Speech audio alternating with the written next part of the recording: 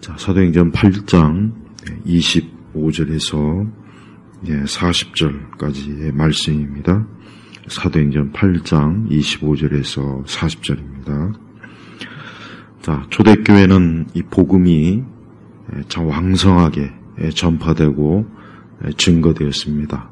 그 사도행전은 바로 이제 예루살렘 교회로부터 시작해서 예수 그리스도, 우리 주 예수 그리스도 구원자 되시는 그 하나님의 아들 예수님이 어떻게 증거되어서 많은 사람들이 새 생명을 얻고 또 많은 또 하나님의 은총과 은혜를 얻는지를 기록된 그런 말씀입니다. 오늘은 사도행전 8장 25절에 보면은 이제 이 빌립 집사가 이제 복음을 전하는 그 과정 속에 이제 하나님께서는 그 빌립 집사를 이 복음을 전하는 그 모든 여정을 하나님께서 참 주도적으로 인도하셔요. 그래서 보면은 25절에 보니까 그들이 주님의 말씀을 증언하여 전파하고 예루살렘으로 돌아가는 중에 사마리아 여러 마을들에서 복음을 전하였다. 26절에는 주님의 천사가 빌립에게 말하기를 일어나 남쪽으로 향하여 예루살렘에서 가사로 내려가는 길로 가라. 그 길은 광야이다 하니. 그러니까 하나님께서는 특별히 빌립 지사를 통해서 북쪽으로 또 남쪽으로 또 나중에는 또 다시 이제 북쪽으로. 그러니까 하나님께서 이 빌립 집사를 직접적으로 이 복음을 전하는 일에 인도하시는 거예요.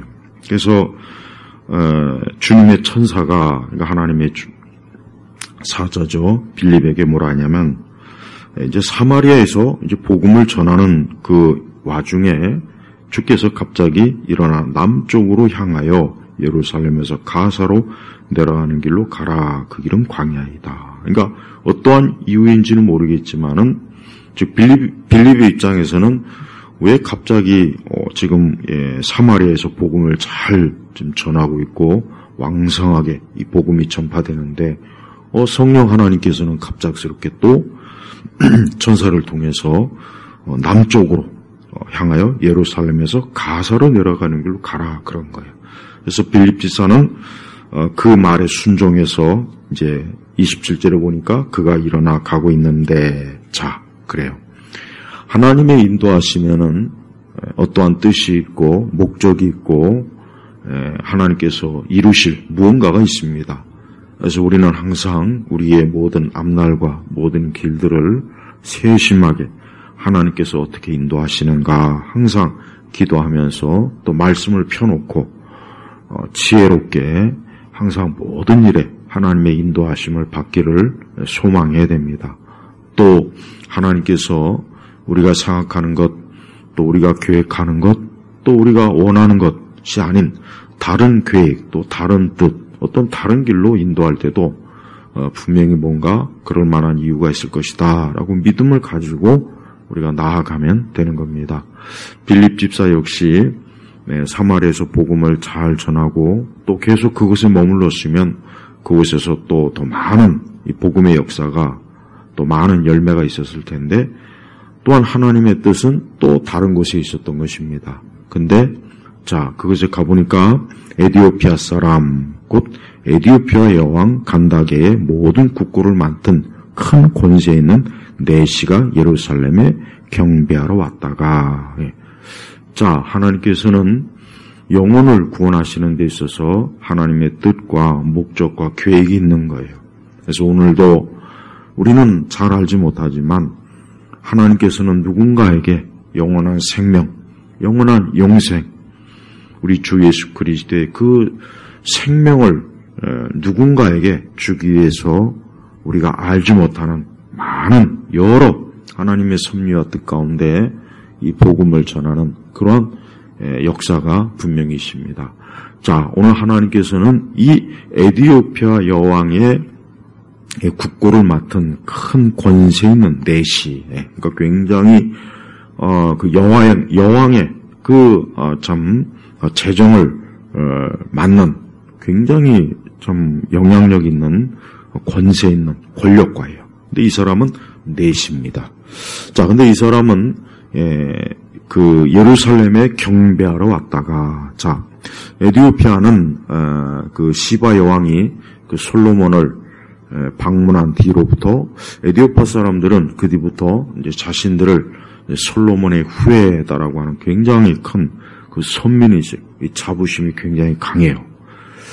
그리고 그때 이후로 이제 유대교로 개종한 그러한 또 에디오피아 사람들이 많이 있었습니다. 오늘 이 내시도 유대교로 개종한 그러한 에디오피아 사람이 분명합니다. 그래서 예루살렘의 성전에 그 제사를 이제 드리러 온 거죠. 그러나 이방인이기 때문에 개종을 했다고 해도 그는 성전의 바깥들에 머물다가 분명히 이제 일을 마치고 이제 다시 에디오피아로 돌아가는 길이에요. 근데 그때 돌아가면서 이 에디오피아 이 내시가 보니까 마차에 앉아갖고 선지자 이사야의 글을 읽고 있었던 겁니다. 예. 자, 우리가 항상 가장 좋은 때가 언제이겠습니까? 하나님의 말씀을 읽고 있을 때입니다. 이 내시는 이제 돌아가는 여정 가운데서 다른 여러 가지 일도 있을 거고 자기 나름대로 그렇지만 이 내시가 한 일이 뭐냐? 이사야, 하나님의 말씀을 읽고 있었던 거예요. 전 이것이 이 사람에게 주어진 하나님의 복이요 은총이라고 여겨집니다. 그렇습니다. 우리가 하나님의 말씀을 읽을 때 거기에 하나님의 축복이 있는 거예요. 우리가 하나님의 말씀을 읽고 하나님의 말씀에 통해서 주님의 뜻과 교훈과 또 하나님의 그 거룩한 그 은혜를 사모할 때 거기에 하나님의 은총이 있는 것입니다. 이 땅에 수많은 사람들이 하나님의 말씀을, 오늘 이 에디오피아 내시처럼 하나님의 말씀을 읽고 하나님의 말씀을 읽고 있다면 얼마나 그것이 큰 축복이겠습니까? 하나님께서는 지금도 하나님의 말씀을 듣고 읽는 사람에게 복을 주셔요. 이건 분명합니다. 이 땅에 많은 오늘날 수많은 사람들의 눈과 마음과 생각을 빼앗는 그러한 것들이 얼마나 많이 있습니까? 그런데 가장 중요한 것, 유일하게 가장 중요한 게 뭐겠습니까? 생명의 말씀, 이 성경이에요.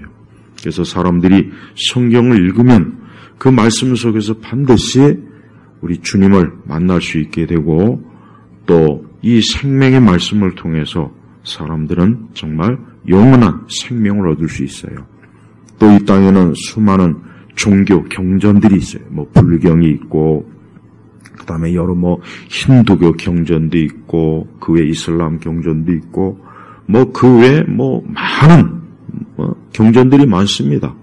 그러나 그 모든 것들은 다 죽은 거예요. 아니 그 모든 것들은 다 사람이 쓴 거예요.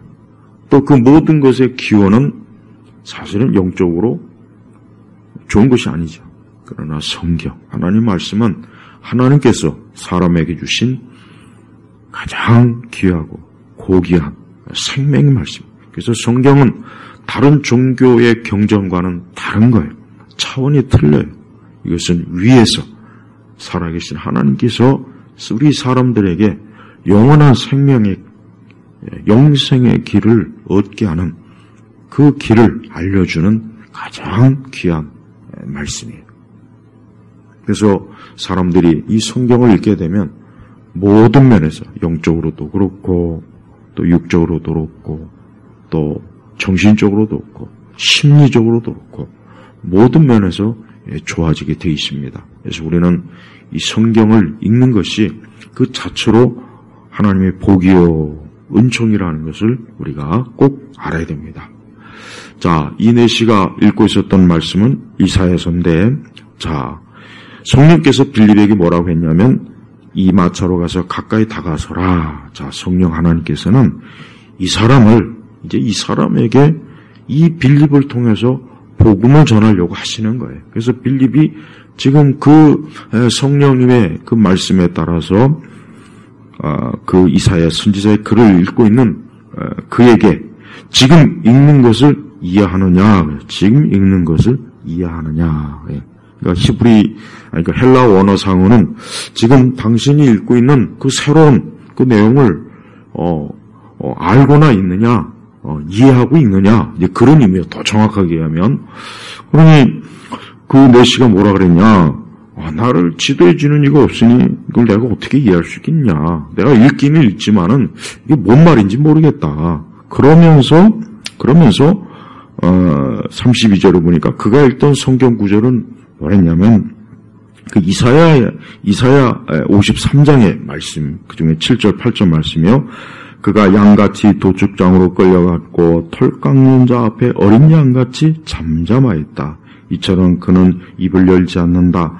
그는 굴욕을 당하면서 자신의 공정한 재판을 받지 못하였으니 누가 그의 세대를 묘사할 것인가. 이는 그의 생명이 땅에서 끊어졌기 때문이다.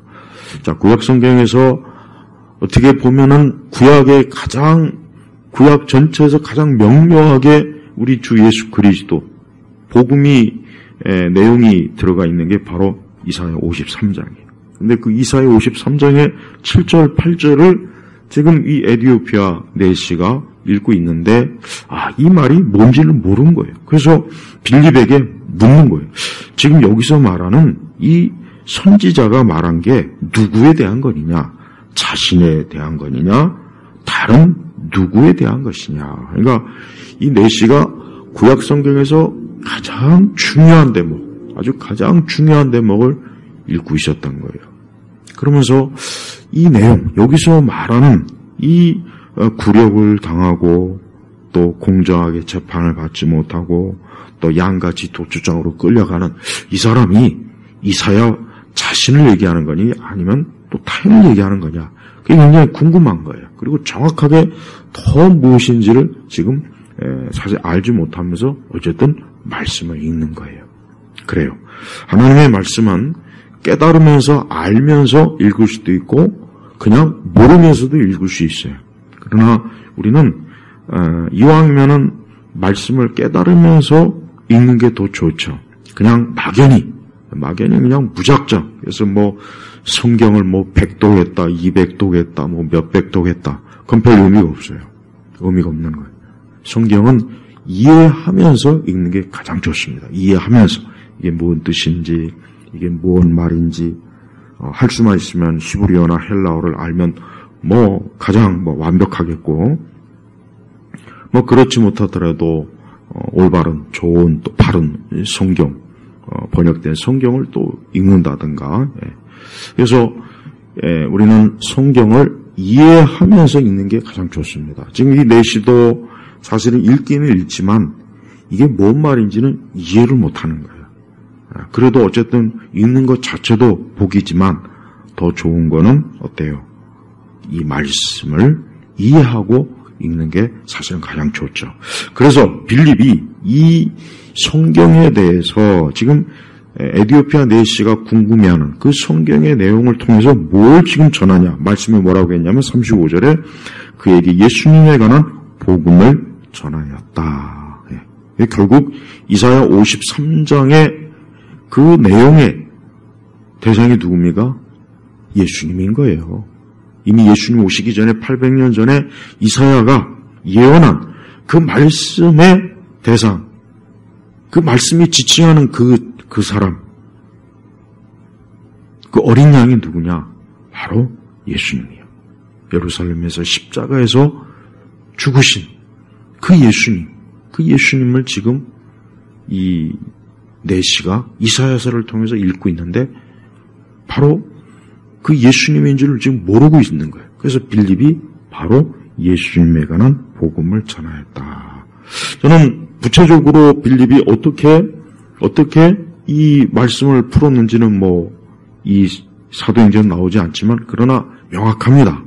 바로 이사야가 그 예언한 바로 그 고난받는 종은 바로 얼마 전에 예루살렘에서 십자가에서 죽으신 또 죽은 지 3일 만에 부활하시고 승천하신 바로 예수님을 말하는 거다. 그 예수님이 바로 우리의 죄 때문에 그분이 피 흘리시고 고난당하시고 수치를 당하시고 모욕을 당하시고 불의한 재판을 받고 결국은 그는 십자가에서 죽으셨다. 그렇지만 그분은 그 사망과 죽음이 그를 삼키지 못하고 3일 만에 부활하셔서 그분이 바로 제자들 앞에 나타나시고 그리고 멀지 않아 하늘로 승천하시면서 다시 오실 것을 약속하셨다. 이제 이 예수님을 믿으면 구원받는다. 이 예수님을 믿으면 이제 죽음과 사망과 저주에서 해방되고 풀려나고 이제 더 이상 죄의 종로로 타지 않아도 되고 죽음의 공포에서 빠지지 않아도 된다. 분명히 이 내용이에요. 이 내용을 전했을 거라고요. 그때 이 내시가 길을 가다가 보니까 물가가 있어요. 물가가 있으니까 내시가 뭐라냐? 보아라. 물이 있으니 내가 세례받는 것을 누가 금지하겠느냐 하고 세례를 받기를 자청한 거예요. 그래서 그곳에서 빌립과 내시가 둘 다 물에 내려가서 빌립 그에게 세례를 주었다 그랬습니다. 예, 얼마나 참 영광스럽고 놀라운 일 아닙니까? 예, 하나님께서는 이미 이 내시를 구원하시기로 하나님이 작정하시고 선택하신 거예요. 그래서 그에게 누구를 보냈습니까? 바로 빌립을 보낸 거라고요. 그래서 이 빌립을 통해서 이 복음이 전해졌고 이 복음을 이 빌립이 받아들이고 그가 예수님을 구세주로 영접하고 이제 어떻게 합니까? 세례를 받는 거예요. 우리는 여기서 하나님께서 얼마나 어때요? 하나님께서 한 영혼을 얼마나 귀하게 여기시는지 하나님께서는 이 땅에 있는 어느 곳에 있든 누구든 하나님이 작정하고 택한 자를 반드시 하나님이 구원하십니다. 그래서 하나님께서는 지금도 어때요? 지금도 어딘가에서 분명히 복음이 전해져서 마치 이 내시와 똑같이 예수님을 믿음으로 또 말씀을 통해서 또 하나님의 말씀의 증거를 통해서 예수님을 믿도록 하나님이 이끄신다는 것을 우리가 알 수가 있어요. 그래서 이 내시는 이 빌립 전한 예수님에 관한 이 복음의 소식을 듣고 그는 세례받기를 자청하고 그가 하나님의 자녀가 되어 온 겁니다. 그래서 그는 이때 어때요? 39절을 보니까 이 내시가 어땠냐? 39절을 보니까 기뻐하며 자기의 길을 갔다. 기뻐하며. 여러분, 이 내시는 유대교로 개종하고 성전에 그 당시에 그 에티오피아에서 그 예루살렘이라고 하는 거리는 엄청난 거예요. 오고 가는 그 기간 또 그 수고, 노력, 그 힘쓰는 게 보통 힘든 게 아닙니다. 지금 같은 이 시대하고는 달라요. 근데 그 내시는 그 모든 수고, 어려움과 위험을 감수하고 예루살렘 성전에 가서 그 성전의 제사에 참여하고 또 다시 돌아가는 거예요. 하나님께서는 지금도 하나님이 구원하시기로 정한 자를 구원하십니다. 이 내시는 어렴풋이 분명히 예루살렘 그 성전에서 그 제사를 그 바깥 성전들에서 지켜보면서 제사장들이 하는 걸 보면서 저게 무엇인 의미일까? 저게 무슨 의미일까? 아마 평소에 그런 생각을 했을 겁니다. 그러니까 이사야서의 말씀을 쭉 펴놓고 읽다가 이사야 53장 부분에서 이 7절, 8절의 말씀이 유난히 그의 마음에 와 닿았던 거예요. 그러나 그 말씀을 누군가가 알려주지 않으면 이해할 수 없는 사실 그런 내용이었어요. 그래서 하나님께서는 이 빌립을 통해서 이 복음이 전해진 거예요. 아직 그 당시는 우리 이 신약 성경이 없었죠. 구약 성경만을 가지고 빌립은 예수님의 복음, 특히 이사야서의 이 말씀을 가지고 예수님의 복음을 전했던 것입니다. 그러니까 하나님은 지금도 마찬가지예요. 지금도 하나님의 말씀을 통해서 영혼을 구원하시는 일을 지금도 주님께서는 하고 계셔요. 우리는 그와 같은 일에 도구가 되는 것이에요. 그래서 믿는 사람들은 하나님의 말씀을 통해서 복음을 전할 줄 알아야 되고 또 그 복음을 듣는 이들이 예수 그리스도를 믿도록 우리가 간절한 마음으로 우리 예수님에 대한 증거를 우리가 할 줄 알아야 되는 거예요. 이 내시는 기뻐하며 자기 길을 갔다. 성경에 이 말씀이 쓰여있는 거 보니까 이 내시는 그 이전까지는 그냥 유대인으로서, 유대교로서, 그러니까 개종한 이방인 유대교인으로서 성전에 왔다 갔다 했지만 아마도 큰 기쁨이나 이런 건 없었던 거예요. 다만 그 마음의 중심이 어쨌든 예루살렘 성전에서의 그 제사에 대한 존중하는 마음, 나름대로 하나님에 대한 그런 것은 있었죠. 근데 이제는 어때요? 주님을 만난 뒤로 기쁨이 오는 거예요. 기쁨이요. 예. 그렇습니다. 사람은 예수 그리스도를 만나는 그 순간 어때요? 모든 이 세상의 그 어떤 것보다 그리스도로 인한 기쁨이 충만해진다는 게 분명한 사실이에요. 여러분, 이 내시는 아까 사도행전 그 8장 27절에 뭐라 그랬냐면 큰 권세 있다 그래서 큰 권, 그러니까 권력이 강하다는 거. 당연히 강하죠. 여왕 간닥의 모든 국고를 맡을 정도면은 그 여왕의 신뢰가 굉장히 큰 사람이고 또 엄청난 그 권세를 가지고 있어서 정말 하고 싶은 거, 원하는 거 뭐든지 다 할 수 있는 그런 사람이에요. 그러나 그렇다고 할지라도 그에게는 그것이 그의 전부를 책임져 줄 수는 없던 거예요. 그렇다고 해서 그에게 큰 기쁨을 주지도 않았던 게 분명합니다. 이 내시는 비로소 예수님을 알고 예수님을 믿는 그 뒤부터 비로소 어때요? 기뻐하며 자신의 길을 갔다 그랬습니다. 예. 전하는 그 고대 교부들의 증언에 의하면 이 내시는 아프리카 최초의 이 복음을 전하는 전도자가 되었다. 이런 말이 사실은 나오고 있습니다. 또 어떤 유명한 선교학자는 그래요. 네, 근데 아쉬운 거는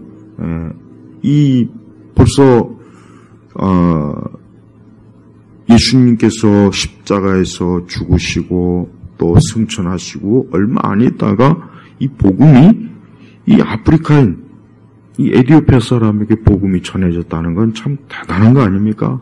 우리나라는 거의 19세기 후반에 겨우 복음이 들어왔잖아요. 그러니 엄청난 거의 정말 2000년 가까이 먼저 1900년 가까이 먼저 이 복음이 전해진 거예요. 그런데 왜 이 아프리카에 복음이 확장되지 않았을까? 많은 선교학자들이 하는 얘기 중에 하나가 이 복음이 그러니까 성경이 자국어로 번역되지 않아서 그렇다는 그런 얘기를 해요. 그래서 대체로 이 선교가 어느 지역에 들어가서 이 복음이 확산되려면 가장 중요한 게 그 민족과 그 나라의 말로 이 성경이 번역돼야 된다는 거예요. 그런 면에서 우리나라는 선교사가 들어오기 이전에 우리는 이 복음이, 이쪽 복음이 벌써 번역이 된 굉장히 참 유일한 우리나라의 우리 한국이 참 굉장히 그런 면에서는 참 하나님의 축복이에요. 그러니까 이 에티오피아다 그렇고 그 이외에 이 아프리카 각 지역의 종족의 말로 이 성경이 번역되지 않은 게 이 아프리카 지역이 이 복음이 그 이후에 확산되지 않은 가장 큰 요인이라고 선교학자들은 얘기합니다. 만약에 그때 이 복음이 이 아프리카 전역, 에티오피아를 통해서 그 당시 아프리카 전역에 복음이 왕성하게 전해졌다면 아마 인류의 문명의 역사도 엄청나게 달라졌을 거예요. 오늘날 저 유럽이나 어떤 서구가 아니라 아프리카에서 어쩌면 엄청난 문명이 더 크게 참 나오지 않았을까 그런 생각이 듭니다. 그렇습니다. 하나님의 말씀은 증거되어져야 되고 또 이 하나님의 말씀은 전파되어져야 되고 번역이 되어져야 되고 이 말씀을 통해서 생명을 얻는 거예요. 특별히 내시가 한 말 중에 굉장히 중요한 내시 뭐냐 31절로 보니까 그가 말하기를 나를 지도해 준 자가 없으니 내가 어떻게 이해할 수 있겠느냐. 그러니까 그래요. 우리는 성경 말씀을 가만히 펴놓고 읽으면 그저 저절로 하나님께서 성령께서 깨닫게 그렇게 하지 않습니다. 그렇게 하는 건 위험해요. 어떤 분들은 나는 오직 성경만 봐. 그건 아니에요. 이단들 다 그렇게 해서 이단 되는 거예요. 이단들 보십시오. 다 무식해요. 이단의 교주들 보십시오.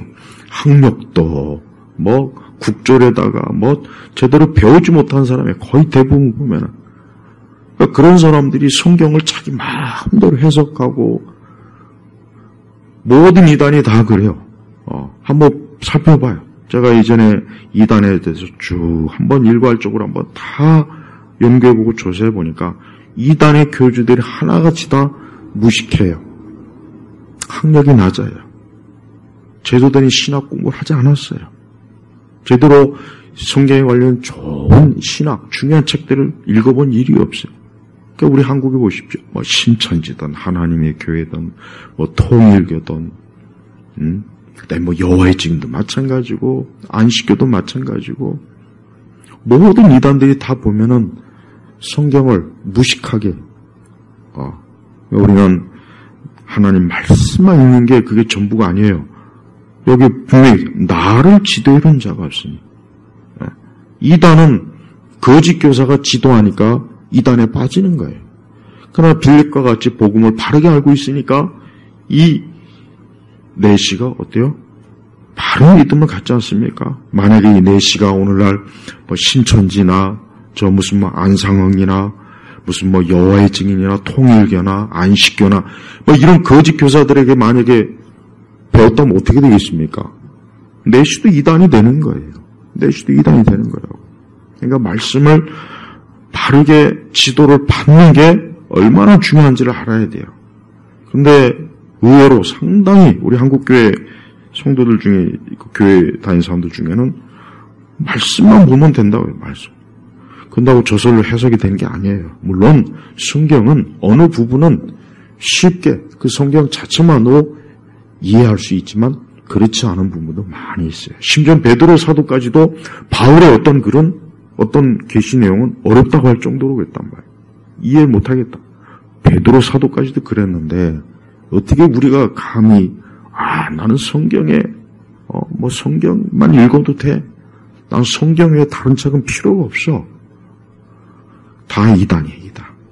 특히 우리나라 교회는 이게 심해. 목사님들도 연구 안 해요. 좋은 신학책들을 빨리빨리 읽어내고 성경에 대한 잘못된 신학, 잘못된 성경에 관련 것도 빨리 알아둬서 성도들한테 경고해주고 바르게 지도해야 된단 말이에요.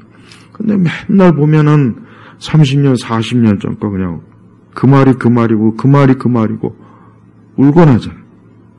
그런 사이에 이단과 거짓 교사, 거짓 신학은, 거짓 교리는 잡초처럼 무성하게 교회에 파고들어요. 우리나라 교회가 지금 그런 현상이 얼마나 심각한지를 알아야 됩니다. 전혀 말씀이 아닌 거. 그냥 하나님 말씀 하나 올려놓고 그저 목회자 개인의 개인 주관적인 생각, 자기 감정, 자기 체험을 얘기해요. 그건 잘못된 거예요. 오늘 빌립보 이 내시에게 뭘 전했습니까? 예수님에 관한 복음을 35절에 했잖아요. 예수님에 관한 복음이라 했다. 예수님에 관한 복음. 자, 37절의 말씀은 보면은 여기에는 이제 이 개혁성경에는 이제 빈 공란이지만 밑에 그 난하주에 분명히 있어요. 30절 뭐라 그랬냐면은 빌립이 그에게 말하였다. 내 온 마음으로 믿으면 세례를 받을 수 있다. 그러자 그가 대답하여 말했다. 내가 하나님의 아들 그리스도를 믿습니다. 예. 많은 성경의 원어학자들은 요 말씀이 대다수의 증거 헬라어 본문에 없기 때문에 사실은 이 성경 본문에 들어가진 않았지만 그래도 이 밑에 난하주로 집어넣었어요. 왜 그러느냐? 요거 하나가 뭐냐? 그 당시에 이 성경을 필사했던 사람이 가만히 보니까 그 당시 초대교회가 어때요? 초대교회가 믿음의 고백하는 거를 좀 넣으면 좋겠다 해가지고 넣은 거란 말이에요. 다른 그 헬라어 사본에. 그러나 성경학자들이 이 사본을 연구하다 보니까 요 37절에 있던 요 다른 사본의 내용은 사실은 계시된 말씀이 아니다라고 해서 다 뺀 거예요. 하지만 중요한 건 있습니다. 당시 초대교회는 어때요? 내가 하나님의 아들 그리스도를 믿습니다. 이게 신앙의 고백이에요. 세례 고백이었던, 요건 사실이라고요. 오스카 쿨만이라고 하는 그 저명한 그 신학학자가 이런 말을 했습니다. 초대교회는 의외로 교회를 입교하는 게 굉장히 단순했고 간단했다. 복잡하지 않았다는 거예요. 하나님의 아들 예수 그리스도, 그분이 나의 구원자입니다 하면은 초대교회가 성도로, 교인으로서 입교를 허락했어요. 세례도 허락했단 말이에요. 그 이후에 이제 청교도 시대에 들어와서 너무 지나치게, 청교도의 단점이 뭐냐, 너무 지나치게 성도의 기준을 높아버렸어요. 그건 단점이에요. 그건 좀 잘못된 거예요. 그러니까 청교도인들 중에는 자기가 믿는 자인지 구원받은 자인지 너무 의심하는 게 많았어요. 심해. 왜? 교인의 기준이 너무 높은 거예요. 에드워즈도 그 면에서 조금 오류가 있어요. 우리는 하나님의 아들 예수 그리스도를 단순하게 전하고 믿도록 해야 돼요. 물론 그 이후에 성경의 이 말씀을 좀 더 구체적으로, 교리적으로 자세하게 교육을 시켜야 돼요. 그러나 오늘 이 빌립 집사는 내시하게 어때요? 이 이사야 53장의 말씀을 가지고 예수 그리스도에 대한 이 복음을 집중적으로 전하는 거예요. 바로 그래요. 초대교회가 그랬던 거예요. 그러니까 오스카 쿨만이 말한 것처럼 초대교회는 무엇보다도 사람들이 예수님에 대해서 제대로 알고 믿도록 하는 일을 가장 집중적으로 했어요. 그럴 수밖에 없고 그래야 되는 거예요. 왜? 당시에 뭐 교회가 뭐 있습니까? 신학교가 있습니까? 뭐가 있습니까? 이제 막 뭐 교회가 시작되는 시점이에요. 그러니 이 복음을 하루빨리 더 많은 사람들이 전하기 위해서는 어때요? 예수 그리스도가 하나님의 아들이라는 것에 집중적으로, 그분이 메시아라는 것에 집중적으로 말씀을 전해야 되고 그걸 믿도록 이끌어주는 거예요. 오늘 우리 시대도 그래요. 우리는 이 땅에 있는 많은 사람들이 뭐 성경을 압니까? 그들이 뭐 교리를 알겠습니까? 신학을 알겠습니까?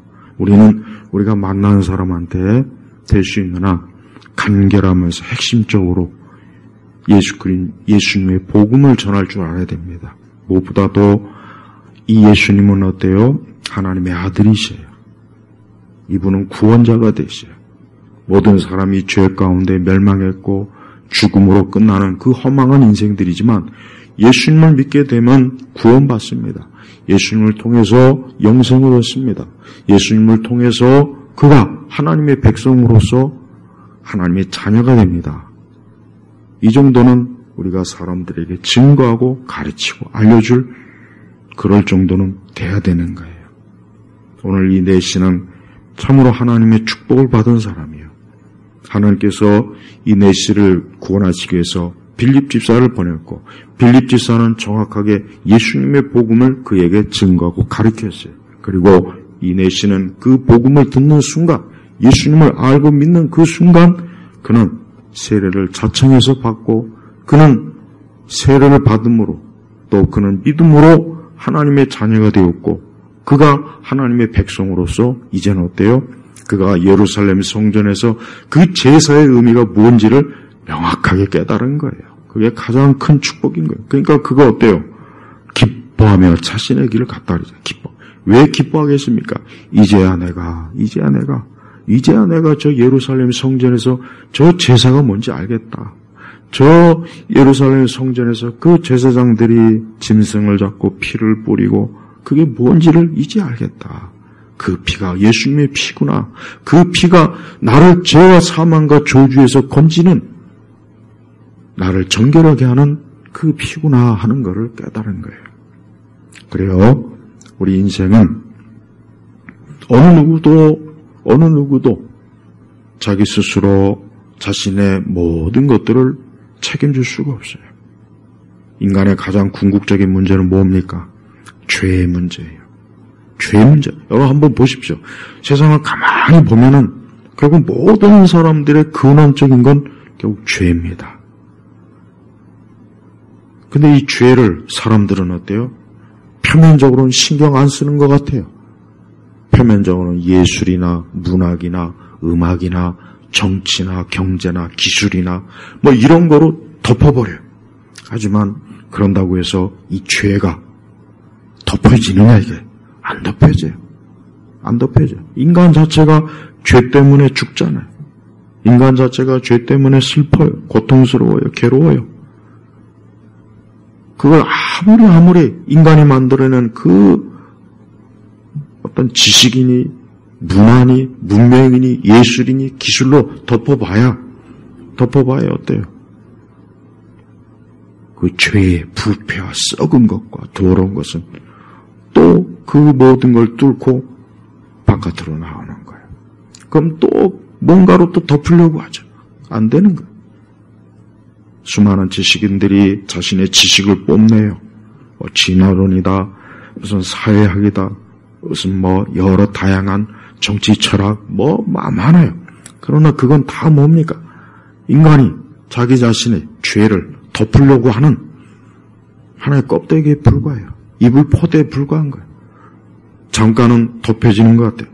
그러나 시간이 지나면 또 그 죄의 썩음, 진동하는 냄새, 그 죄의 어두움이 바깥으로 또 스멀스멀 기어나와요. 오늘 이 내시는 참 하나님의 놀라운 축복, 이거 축복이라는 말조차도 약해요. 얼마나 그가 기뻐했는지 기뻐하며 자신의 길을 갔다 그랬습니다. 그래요. 오늘도 사람들에게 가장 필요한 게 뭡니까? 모든 인생들에게 가장 필요한 게 뭐겠습니까? 바로요. 예수님에 관한 복음이에요. 예수 그리스도만이 우리의 구원자야. 나의 구원자야. 그분만이 나의 소망이요, 기쁨이요, 즐거움이요, 자랑이요. 내 모든 일에 유일한 위안이라는 겁니다. 하나님께서는 이 빌립을 통해서 이제 곳곳에 복음을 전하도록 계속해서 이끌어 주셔요. 그래서 40절 보니까 빌립이 아소도에 나타나 여러 성읍들을 두루 다니며 복음을 전하는 중에, 예수 그리스도를 전하는 중에, 이 복음은 예수 그리스도거든요. 마침내 가이사랴에 이르렀다. 자, 우리는 오늘 이 말씀이 나에게 무슨 일인가, 나에게 어떤 교훈이 있는가를 잘 살펴야 돼요. 나는 과연 하나님의 아들 예수님을 믿고 있는가? 나는 과연 구약에 계시된, 예언된 그 선지자들이 증거한 그 어린 양 예수님이 나의 구세주인가? 나는 그분을 믿고 참으로 그분과 함께하고 있는가? 우리는 우리 자신이 예수님을 믿는지 명확하게 우리는 깨닫고 알고 있어야 돼요. 우리는 예수 그리스도가 지금도 아무리 여러분 세상에 불신앙이 강하고 아무리 교회가 쇠퇴하고 아무리 기독교가 이젠 기독교는 끝이야. 이제 기독교는 더 이상 이제는 볼 것이 없어. 이런다고 해도 우리는 거기에 조금 더 신경 쓸 필요가 없어요. 왜? 하나님께서는 지금도 온 세상의 주권자이시죠. 하나님께서는 지금도 하나님의 아들을 통해서 구원하시기로 한 자는 구원하시는 거예요. 구원받지 못한 자가 안타까운 거지 구원받은 자가 안타까운 건 아니지 않습니까? 우리는 우리 주변에 믿는 자가 적다고 해서 낙심할 필요가 없어요. 생명을 얻는 자가 복된 거잖아요. 생명을 얻지 못하는 자가 안타까운 거예요. 우리를 구원하신 하나님, 오늘도 그 하나님의 아들 예수 그리스도께서는 지금도 이 내시에게 구원을 주셨듯이 우리에게도 구원을 주시는 분이에요. 오늘 이 예수님을 통해서 오늘도 예수님이 나의 구원자입니다. 예수님이 나의 기쁨입니다. 예수님이 나의 소망입니다. 예수님이 나의 위로자가 되십니다. 예수님이 나의 인도자가 되십니다. 예수님이 나를 영원한 천국의 영생으로 이끌 것입니다. 이 믿음을 가지시고 오늘도 주님 안에서 살아가실 주의 이름으로 축복합니다. 하나님 아버지 감사합니다. 오늘 귀한 이 사도행전의 말씀이 듣는 모든 이들에게 마치 이 메시와 같이 예수님을 믿고 예수님을 받아들이며 예수님과 함께하는 하나님의 자녀가 되는 은총을 베풀어 주옵소서. 감사하며 우리 주 예수 그리스도의 이름으로 기도 올렸습니다. 아멘.